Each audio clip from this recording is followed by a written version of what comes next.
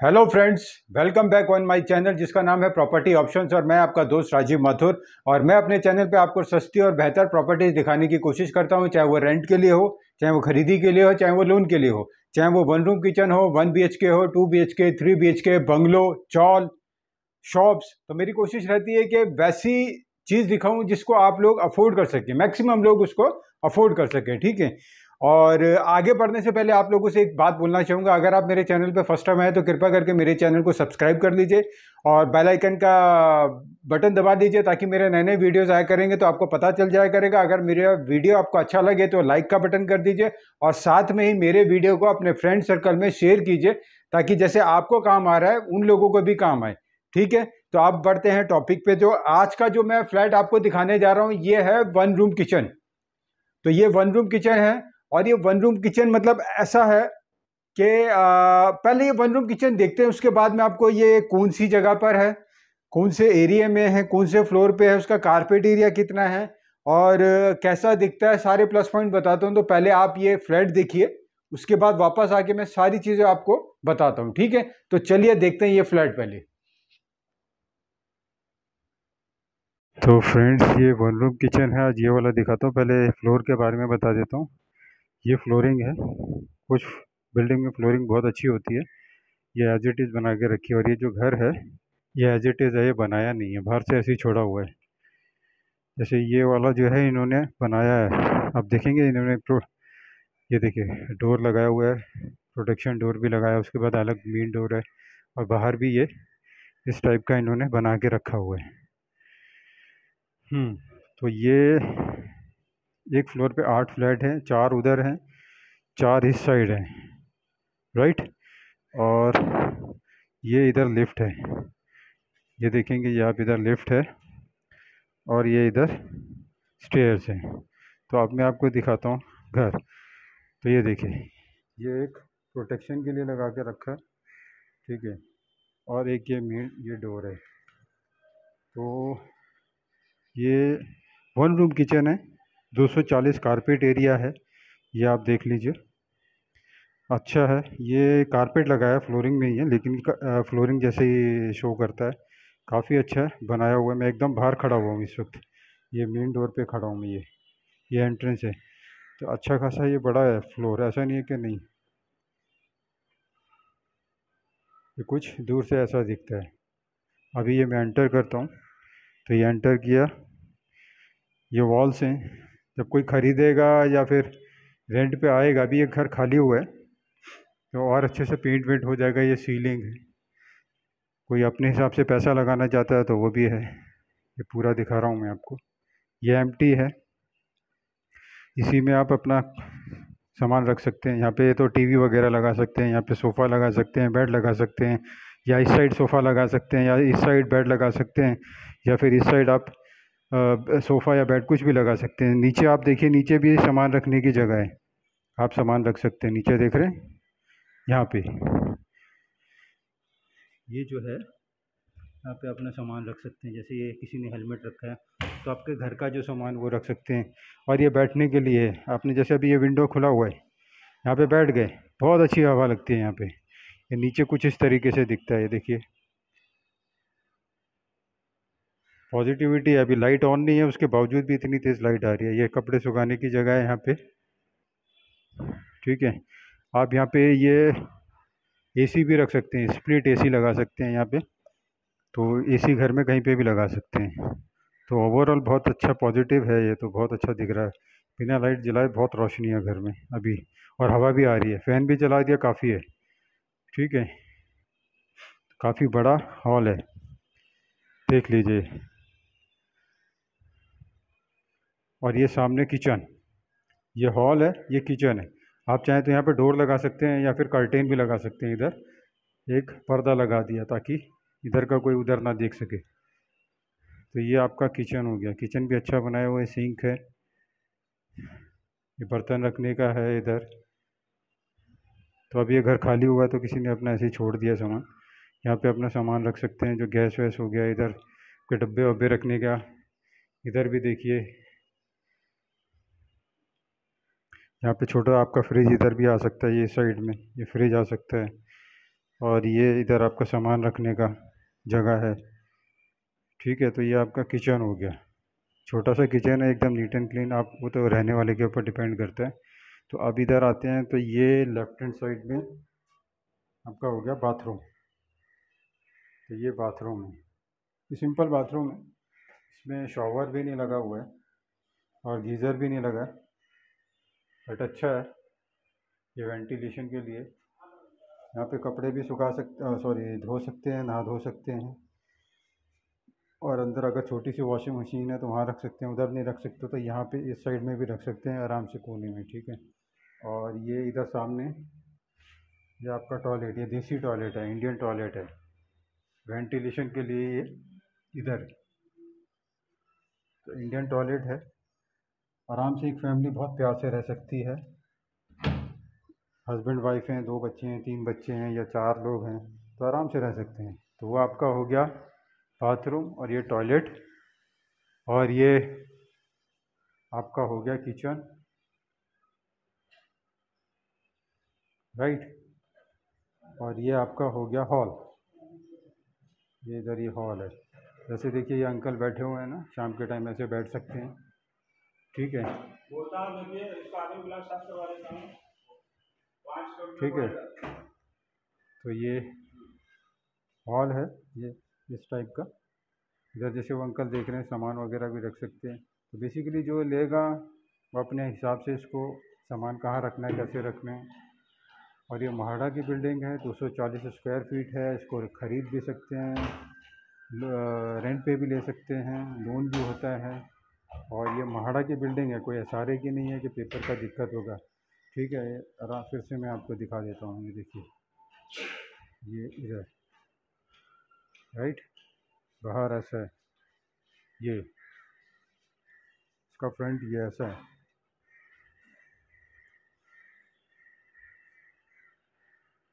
ये आपका door, safety door है ये, और ये आपका दूसरा डोर है, राइट। बाकी मैं आपको वीडियो में अच्छे से समझाता हूँ। Thank you so much.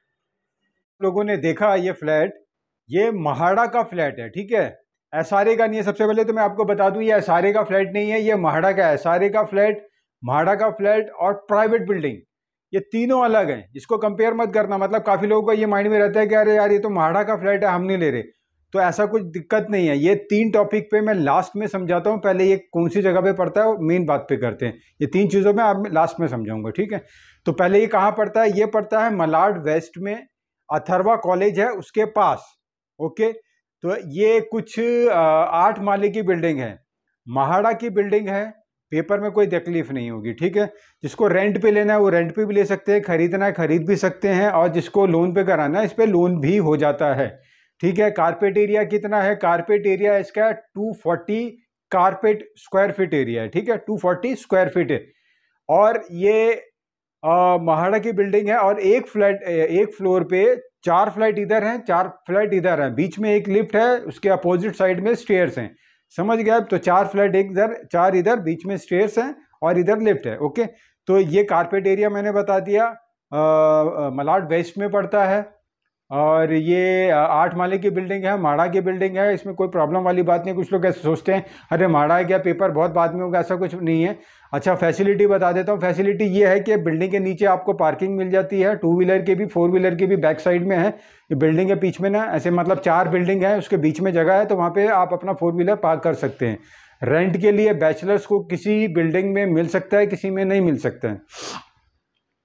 Family party है तो कोई दिक्कत नहीं है, और लोन पे कराना खरीदना है तो वो कर सकते हैं आप रेंट के लिए। ठीक है, तो बैचलर लड़के भी रह सकते हैं, बैचलर लड़कियां भी रह सकते हैं। तो यहाँ पे नीचे आप बिल्डिंग के उतरेंगे। अच्छा, तो 24/7 यहाँ पे वॉचमैन है नीचे। कोई आउटसाइडर आता है, अगर वो आपका फ्लैट नंबर बोलता है तो पहले वो आपसे बात करेगा, फिर उसके बाद आप उसको बोलोगे भाई आने दो, ये मैंने ही बुलाया, तो ही वो आप उस आदमी को आने के लिए देगा, उससे पहले नहीं देगा। ठीक है, तो 24/7 वॉचमैन वहाँ पे रहता है, और कैमराज भी लगे हुए हैं वहाँ पे कि कुछ भी अगर कुछ हरकत हो रही है तो वहाँ पे वो रिकॉर्डिंग हो रही है, कोई दिक्कत वाली बात नहीं है। बहुत सेफ्टी वाली जगह है ये। ठीक है, वैसा कुछ होता नहीं है, बट आजकल हर बिल्डिंग में कैमराज लगे हुए हैं। आप आते हैं स्टेशन से कितना दूर है, लोगों का पहला क्वेश्चन ही यही होता है। तो ये मलाड स्टेशन, जैसे ये बिल्डिंग है मलाड स्टेशन, और ये आपका हो गया कांदीवली वेस्ट का स्टेशन। ठीक है, ये दोनों डिस्टेंस है, एक ही डिस्टेंस है, लेकिन बहुत ज़्यादा नहीं है। अगर ट्रैफिक नहीं है, मान लीजिए रोड पे ट्रैफिक नहीं है, तो आप मलाड स्टेशन से लेके इस बिल्डिंग पे आप हार्डली 10 से 12 मिनट में या 15 मिनट में आ सकते हैं। अगर अपने व्हीकल पे, अपनी बाइक पर हैं तो 10 से 12 मिनट में आ सकते हैं। लेकिन आपको पता है कि जैसे कि हर सिटी में ट्रैफिक की बहुत बड़ी समस्या है, तो अगर यहाँ पे भी अगर ट्रैफिक है तो फिर बोल नहीं सकते कि वो आप कितनी देर में आप अपने घर पहुंचेंगे या कितनी देर में आप मलाड स्टेशन या कांदीवली स्टेशन पहुंच सकते हैं। लगने को आपको 30 मिनट्स भी लग सकते हैं, 35 मिनट भी लग सकते हैं, 40 मिनट्स भी लग सकते हैं, उसका कुछ बोल नहीं सकते हैं, डिपेंड करता है वो पूरा ट्रैफिक के ऊपर। ओके, तो ये बात मैंने क्लियर कर दी है। अच्छा, अगर किसी को ये रेंट पे चाहिए, खरीदना है, देखना है, लोन पे कराना है, जो भी करना है, तो मैं कॉन्टैक्ट नंबर डाल दूंगा, कृपा करके आप वहाँ कॉल कर लीजिए। आपको लोकेशन भी भेज दी जाएगी, आपको एड्रेस भी दे दिया जाएगा। लोकेशन के थ्रू आप ऑटोमेटिकली आप पहुंच जाएंगे मोबाइल के थ्रू, और एड्रेस से आप वैसे भी पहुंच जाएंगे। तो नंबर भी दे दूंगा, तो आप फ़ोन करके भी आ सकते हैं। जिसको ज़्यादा पूछना है, देखना है, कृपा करके फ़ोन कीजिएगा। काफ़ी लोग मैसेज करते रहते हैं 10 बार, तो वो थोड़ी दिक्कत हो जाती है। बार बार मैसेज करते हैं, इससे बेटर है कि एक बार आप कॉल कीजिए और सारी चीज़ें कर लीजिए। आप आते हैं, काफ़ी लोग कह रहे होंगे अरे भाई रेंट तो बता। देखिए, रेंट में इसलिए नहीं बताता हूँ, बहुत ज़्यादा रेंट नहीं है ये, ठीक है, प्राइवेट बिल्डिंग नहीं है। लेकिन हाँ, प्राइवेट बिल्डिंग से आधे भाड़े में मिलता है। मान लीजिए अगर 1 BHK आप किसी प्राइवेट बिल्डिंग में 30,000 दे रहे हो, तो यहाँ पे उससे एटलीस्ट 60% या 50% कम में मिलेगा। मैं भाड़ा इसलिए नहीं बताता हूँ क्योंकि देखो, डिपेंड करता है। जैसे म्हाडा वाले ने या एज इट इज बना के दिया है आपको, एक सिंपल सा बना के गवर्नमेंट ने आपको दे दिया है, अब वो आपके ऊपर है। आप उसमें इंटीरियर कर रहे हैं, आप उसमें फ्लोरिंग लगा रहे हैं, वॉल्स अच्छे से बना रहे हैं, सीलिंग अच्छे से कर रहे हैं, किचन अच्छे से कर रहे हैं, टॉयलेट बाथरूम अच्छा कर रहे हैं। तो जब ऐसे घर में आप रहने के लिए जाते हैं खरीद के या रेंट पे भी, तो ऑब्वियसली बात है, जब आप खरीदेंगे तो कुछ एक्स्ट्रा ही पे करना पड़ेगा क्योंकि उसने सारा काम किया हुआ है। वैसे ही रेंट पे है, आप नीट एंड क्लीन घर में जाओगे, एक पॉजिटिव वाइब्रेशन मिलेगी तो ही एंटर करोगे, तो वो घर में आपको थोड़ा सा ज़्यादा पे करना पड़ेगा। लेकिन एज इट इज जैसा फ्लैट है वो सस्ता मिलता है। जो एज इट इज है और जो किसी ने बनाया हुआ है उसमें बहुत ज़्यादा डिफरेंस नहीं है। 1000, 1500, 2000 का फर्क होता है, इससे ज़्यादा होता नहीं है। तो इसमें बैचलर्स को भी मिल सकता है और फैमिली भी। तो ऐसा ये वाला जो मैंने घर दिखाया है ना आपको, ये सिंपल है, इसमें बहुत इंटीरियर है कुछ नहीं है, बहुत सिंपल टाइप का है। तो इसमें एक फैमिली बड़े प्यार से रह सकती है। और ये 240 कारपेट एरिया है। यही 1 रूम किचन के मैंने ना और भी वीडियोस डाले हुए हैं, तो आप अगर देखेंगे ना, तो मैंने काफ़ी लोगों ने यही 240 स्क्वायर फीट का कारपेट एरिया जो है, जो अंदर का यूज़ करते हैं, उन्होंने 60-40 के रेशो में किया हुआ है। मतलब क्या किया है कि आगे का जो हॉल है उन्होंने 60% में किया, पीछे का जो है बेडरूम उन्होंने उसको 40% में कर दिया है। तो उसमें 4 से 5 लोग बड़े प्यार से रहते हैं, इतना स्पेशियस लगता है कि, लेकिन वो डिपेंड करता है आप बनाओगे कैसे। आप मेरे ख्याल से जो किसी ने बनाया, कन्वर्ट किया हुआ है, वो महंगा पड़ेगा। तो इससे अच्छा है आप रॉ खरीद लीजिए एज इट इज़ वाला, उसके बाद अपने अकॉर्डिंगली उसको बना लीजिए कैसे बनाना है। तो आप उसको 1 BHK की तरह भी बना सकते हो। मेरे और वीडियोस देखेंगे ना, तो मैंने लिखा हुआ है वीडियोस में, मैंने बाहर लिखा हुआ है 1 रूम किचन 1 BHK जैसा। तो वो फ्लैट्स आप जाके देख लीजिए, आपको समझ आ जाएगा। यही फ्लैट 240 स्क्वायर फीट वाला आपको लगेगा अरे यार ये तो बड़ा सही बनाया हुआ है, ये तो 1 BHK टाइप बनाया हुआ है। तो ऐसे घर रेंट पे भी मिलते हैं और आप उसको खरीद भी सकते हैं और लोन पे भी आ सकते हैं। ठीक है, कुछ भी क्वेश्चन आंसर है प्लीज़ आप कॉल कीजिए, आपको सारे सवाल जवाब होंगे। कभी कभी ये होता है कि आपके कॉल नहीं उठाए जाएंगे, तो कॉल बैक किया जाएगा। तो आप ये मत समझना कि अरे यार कॉल नहीं उठाते, कभी बिजी होते हैं तो नहीं उठा पाते, बहुत सारे कॉल्स आते हैं। ठीक है, अब आते हैं जो मैंने शुरू में 3 टॉपिक पे बात की थी। अच्छा, एक और मैं मेन बात करता हूँ, उसके बाद मैं ये चीज़ पे भी आता हूँ। प्लीज़ कृपा करके, वीडियो लंबा हो रहा है लेकिन मैं आप ही के बेनिफिट के लिए सारी चीज़ें बता रहा हूँ। सबसे पहले देखिए, मैं एजेंट या ब्रोकर नहीं हूँ, मैं सिर्फ वीडियोस बनाता हूँ और वीडियोस बना के डालता हूँ। अब मान लीजिए अगर कोई मुझसे पूछता है, क्वेश्चन आंसर करता है, फ़ोन करके पूछता है कि सर वो देखना है, तो मैं एजेंट नहीं हूँ, लेकिन मैं सिर्फ इतनी हेल्प कर सकता हूँ कि आपको अगर वो जगह पे देखना है, वो फ्लैट देखना है, उस एरिया में ऐसे ही फ्लैट्स देखने हैं, तो मैं उस जो एजेंट है उसका नंबर दे दूंगा। तो आप लोग आपस में कोऑर्डिनेट कर लीजिए। उसके बाद आपको अच्छा लगे, जाइए, देखिए, समझ आता है तो ही लीजिए, कोई जोर जबरदस्ती नहीं है। इसमें मेरा कोई लालच नहीं है या मुझे कुछ मिलने नहीं वाला, मैं आपसे नहीं कुछ लेने वाला या उधर से कुछ नहीं, मेरा कोई लालच नहीं है। इसलिए अपने दिमाग से काम कीजिएगा, उसके बाद ही लीजिएगा। रेंट पे कोई दिक्कत नहीं होती है, लोन पे भी कोई दिक्कत नहीं होती है। अगर खरीदने वाली बात है तो कृपा करके, मैं हर वीडियो में बोलता हूँ कि कोई भी प्रॉपर्टी किसी भी स्टेट में खरीद रहे हैं, महाराष्ट्र में, दिल्ली में, हरियाणा में, पंजाब में, कहीं पे भी खरीद रहे, कृपा करके उसके पेपर्स अच्छे से वकील से चेक कराइए। क्या होता है, पैसे यार बहुत बहुत बहुत मेहनत करके कमाया जाता है और बहुत मुश्किल से कमाया जाता है। मिडिल क्लास फैमिली का बेचारा 30-35 साल नौकरी करता है, जब तब जाके एक 30-35-40 लाख रुपए इकट्ठा कर पाता है, तब जब वो घर लेने की सोचता है। इसलिए बोल रहा हूँ बहुत मेहनत से पैसा कमाया जाता है। जब भी कोई घर खरीद रहे हैं उसके पेपर एटलीस्ट 2 लॉयर को, 2 वकीलों को चेक कराओ, एक ये वकील को और एक ये वकील को। अगर दोनों वकील सेम चीज़ कह रहे हैं दैट मीन्स उन पेपर में कुछ प्रॉब्लम नहीं है, तो आप खरीद सकते हैं बिंदास। समझ गए, वकील का काम ही यही होता है कि कुछ पेपर में प्रॉब्लम का, अरे स्टैंप ड्यूटी का कुछ प्रॉब्लम है, रजिस्ट्रेशन का कुछ प्रॉब्लम है, लीज रेंट का कुछ प्रॉब्लम है, बीच में कितने लोग थे, एक घर अगर 10 साल के बाद बिक रहा है तो बीच में कितने लोगों ने खरीदा बेचा था, उनकी स्टैंप ड्यूटी प्रॉपर है कि नहीं है, नहीं तो फ्यूचर में वो स्टैंप ड्यूटी का पैसा आपके सर पे आ जाएगा। इसलिए ना तो आप ओनर के बोलने पे आओ, ना आप एजेंट के बोलने पे आओ। आप कृपा करके सीधा ये बोलिए सर मेरे को आपका घर पसंद है, लेना है, लेकिन मैं पहले अपने वकील को पेपर्स दिखाऊंगा, उसके बाद हम आगे बात करेंगे। बात खत्म। आप पेपर्स लीजिए, ओनर को साथ में लीजिए, वकील के पास जाइए, पेपर चेक कराइए, वकील बोलता है हाँ ग्रीन सिग्नल दे रहा है, कोई प्रॉब्लम नहीं है, फिर उसके बाद पैसों की बात कीजिए। राइट, बार बार बोल रहा हूँ, वीडियो लंबा हो रहा है लेकिन काम का है ये वीडियो आपके लिए। इसलिए बहुत मेहनत से पैसे कमाते हैं, बहुत ध्यान रखिए। और प्रॉपर्टी खरीदते वक्त कोई जल्दबाजी मत कीजिए। 10 दिन में 15 दिन में प्रॉपर्टी खरीदी नहीं जाती है, थोड़ा सा टाइम लीजिए और 4-5 प्रॉपर्टीज देखिए, 4-5 ब्रोकरों के पास जाइए, एजेंट्स के पास जाइए, तब मन बनाइए, पेपर्स चेक कीजिए, उसके माइनस प्लस पॉइंट्स देखिए, उसके बाद खरीदिए। ठीक है, चलिए आप ये समझ गए होंगे। लोन पे क्या होता है कि किसी को लोन कराना होता है, लोन हो जाता है तो प्रॉब्लम वहाँ नहीं फंसता आदमी। वो क्या होता है कि घर के पेपर्स जो होते हैं ना, बैंक वाले देखते हैं, पहले उनको चेक कराते हैं। बैंक है, बड़ा बैंक है वो, तो उनके पास तो वकील भी बड़े बड़े होंगे। और वो क्या करते हैं, अपने वकीलों के पास वो जाके दिखाते हैं, जेरोक्स कॉपी लेके जाना पड़ता है, ओरिजिनल नहीं है। जेरोक्स कॉपी लेके कुछ पेपर्स मांगते हैं, स्टैम्प ड्यूटी, रजिस्ट्रेशन और भी कुछ पेपर्स होते हैं, वो मांगते हैं। जेरोक्स कॉपी बैंक वाले रखते हैं, फिर वो अपने वकीलों को चेक कराते हैं, वकील बोलते हैं हाँ पेपर्स में कोई दिक्कत नहीं है, तब वो आपको लोन मिलेगा। अगर पेपर में प्रॉब्लम होती है तो लोन मिलेगा ही नहीं, बैंक मना कर देगा, भाई हम तो आपको दे ही नहीं सकते, पेपर में प्रॉब्लम है। पेपर में प्रॉब्लम है तो आप क्यों खरीदोगे भाई, नहीं खरीदोगे। तो अब वकील वाला काम तो उन्होंने कर दिया आपका, है कि नहीं। तो वो लोन वाले में फंसता नहीं है आदमी, 99.9% फंसता नहीं है, लेकिन उसमें भी थोड़ा ध्यान रखिएगा। आजकल एक से एक महारथी है जो बीच में होते हैं ना कि हम करा देंगे, उसमें भी वो कुछ कर लेते हैं। तो थोड़ा सा आप एक बैंक में पेपर मत दिखाइए, 2-3 बैंक में दिखाइए, मेरा कहना है, नहीं फंसोगे आप। 99.9% फंसोगे ही नहीं आप। ठीक है, थोड़ा वीडियो लंबा है, बार बार कह रहा हूँ, क्षमा करना, ये आपके काम का वीडियो है। और अब आते हैं कि वो 3 चीज़ें जो मैंने बोली थी, एसआरए, महाड़ा की और प्राइवेट। एसआरए मतलब होता है स्लम्स का। स्लम्स मतलब जो झोपड़पट्टी गवर्नमेंट तोड़ती है और उनको एक बिल्डिंग बना के देती है रहने के लिए, लेकिन स्लम्स वाले क्या करते हैं, वो रेंट पे देते हैं या बेचने की कोशिश करते हैं, लेकिन पेपर होते नहीं है उनके। तो एक फ्लैट वो 4-4, 5-5 लोगों को बेच के गायब हो जाते हैं, तो आदमी लड़ मरते हैं आपस में, ये मेरा फ्लैट है, मेरा फ्लैट है। तो वहाँ दिक्कत होती है। जो झोपड़पट्टी की बिल्डिंग होती है ना, स्लम्स की, SRA, उसको SRA की बिल्डिंग बोलते हैं।